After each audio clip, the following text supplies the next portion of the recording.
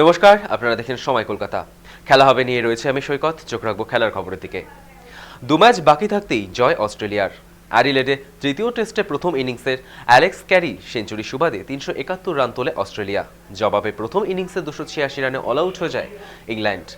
Ben Stokes 83 রানে innings খেলে ইংল্যান্ডকে অস্ট্রেলিয়ার কাছাকাছি নিয়ে যাওয়ার চেষ্টা করেন। ট্রাভিস হেডের সেঞ্চুরির জন্য দ্বিতীয় ইনিংসে অস্ট্রেলিয়া তোলে 349 রান। লিড দাঁড়ায় 434 রানে।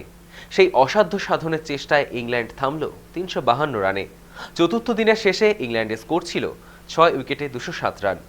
পঞ্চম দিনে জয়ের জন্য দরকার ছিল 228 রান, সেখানে উঠে আসে মাত্র 146 রান। ইংল্যান্ডের দ্বিতীয় ইনিংস শেষ হয়ে যায় 352 রানে। অ্যাডিলেডের ইংল্যান্ডকে হারিয়ে 3-0 ম্যাচে অপরাজেয় ব্যবধানে এগিয়ে গেল অস্ট্রেলিয়া। ফলে অ্যাশেজের ট্রফি থাকবে অস্ট্রেলিয়ার হাতেই।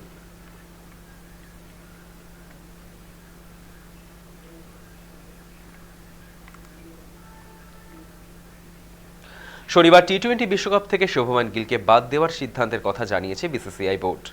মনে করা হয়েছিল শুভমান গিল, অভিষেক শর্মা, সঞ্জু স্যামসন 3 ওপেনারকে নিয়ে বিশ্বকাপে যাবে ভারতীয় দল। কিন্তু টি-20-র জন্য গিলের ওপর কোনো আস্থাই রাখল না বিসিসিআই। কেন তিনি বাদ তা স্পষ্ট করে দিয়েছেন নির্বাচক অজিত আগারকর। তিনি জানান, শুভমানের মান নিয়ে কোনো সন্দেহ নেই, ও সম্প্রতি রান পায়নি। এক সময় খেলোয়াড় বেছে নেওয়া কঠিন হয়ে পড়ে, তবে ফর্মে ওঠানামা থাকে। তবে কোনো কম্বিনেশনে খেলবে সেটা গুরুত্বপূর্ণ। কাউকে না কাউকে তো বাদ পড়তেই হতো। এই মুহূর্তে বিকল্প রয়েছে টিমের কাছে। দুর্ভাগ্যবশত ভালো মানের ক্রিকেটার হওয়া সত্ত্বেও বাদ পড়েছেন শুভমান গিল। ফিনিশার হিসেবে থাকছে রিঙ্কু। গিল সহ অধিনায়ক ছিল, তবে এখন তিনি বাদের তালিকায়। দায়িত্ব দেওয়া হয়েছে অক্ষর প্যাটেলকে। তবে বেশ কিছুদিন ধরেই গিলের পারফরম্যান্স খুব খারাপ।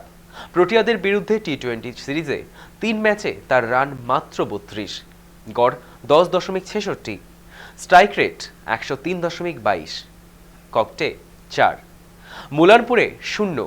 গিলকে প্রভূত চাপের মধ্যে রেখেছিল। অনেকের মত, মূলত এসব কারণেই আর ঝুঁকি নিতে চায়নি টিম ইন্ডিয়া।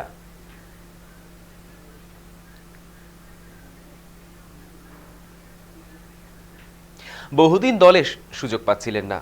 নিয়মিত পারফর্ম করেও নিজেকে দলের উপযুক্ত প্রমাণ করতে বারবার ব্যর্থ হচ্ছিলেন তিনি। সৈয়দ মুস্তাক আলী ট্রফিতে সর্বোচ্চ রান করেও জাতীয় দলে ডাক পাওয়ার ব্যাপারে আশাবাদী ছিলেন না ঈশান কিষান। কিন্তু সময় সবচেয়ে বড় শক্তিশালী। তিনি ফিরলেন। ফিনিক্সের মতে টি-20 বিশ্বকাপ 2026-এর দলে জায়গা করে নিলেন এই উইকেট কিপার ব্যাটার। বিধ্বংসী সেঞ্চুরিতে সৈয়দ মুস্তাক আলী ট্রফির ফাইনালে ঝাড়খণ্ডকে জিতিয়ে বঞ্চিত তকমা ঘোচানোর মরিয়া চেষ্টা একটা করেছিলেন তিনি। ফাইনালে 49 বলে 101 রানের ইনিংসে কার্যত উড়ে গিয়েছিল হরিয়ানা। 10 ম্যাচে 517 রান করে তিনি শীর্ষ রান সংগ্রাহক। ডাবল সেঞ্চুরি করার পর অনেকেই মনে করেছিলেন ভারতীয় দলে ঈশান কিষানের জায়গা পাকা। তার একসময় ভুল প্রমাণিত হয়েছিলেন। বিসিসিআইয়ের কেন্দ্রীয় চুক্তি থেকে বাদ পড়া জাতীয় দলের লড়াই থেকে ছিটকে ফিনিক্স পাখির মতো ঈশানের এই কামব্যাকের লড়াই সত্যি দেখার মতো, যার নেপথ্যে রয়েছে ভগবদ গীতার বাণী, যা তাকে কঠিন সময়ে লড়াই করার শক্তি জুগিয়েছে।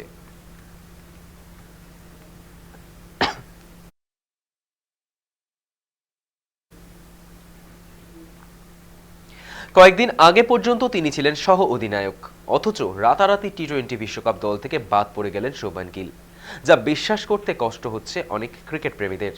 এই দলে রয়েছেন ভারতের এক প্রাক্তন ক্রিকেটার সুনীল গাভাস্কার। লিটন মাস্টার বলছেন, টিম ম্যানেজমেন্টের এই সিদ্ধান্তে তিনি শুধু চমকে গিয়েছেন তাই নয়, রীতিমতো স্তম্ভিত। গাভাস্কারের ধারণা গিলের ওপর কোনো কুনজর পড়েছে। শনিবারই বিশ্বকাপের জন্য 15 সদস্যের দল ঘোষণা করেছে বিসিসিআই। সেই দলে জায়গা হয়নি চূড়ান্ত ছন্দহীন শুভমান গিলের।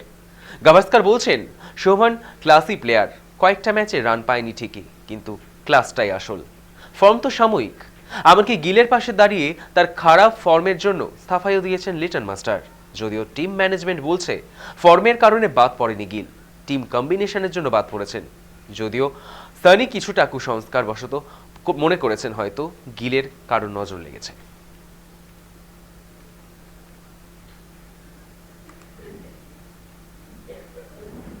ঢাকা থেকে সরিয়ে নেওয়া হচ্ছে বিপিএল। শেষ পর্ব হলেও হতে পারে, আবার নাও হতে পারে।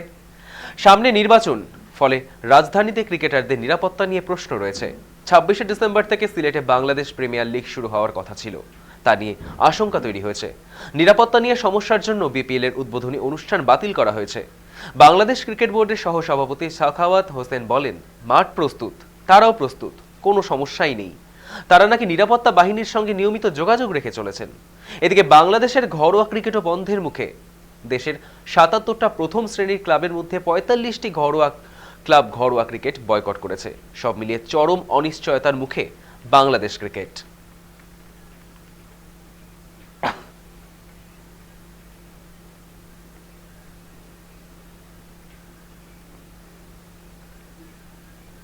খেলা হবে এখনকার মতো এই পর্যন্তই। দেখতে থাকুন সময় কলকাতা, সময় বলবে সময়ের কথা।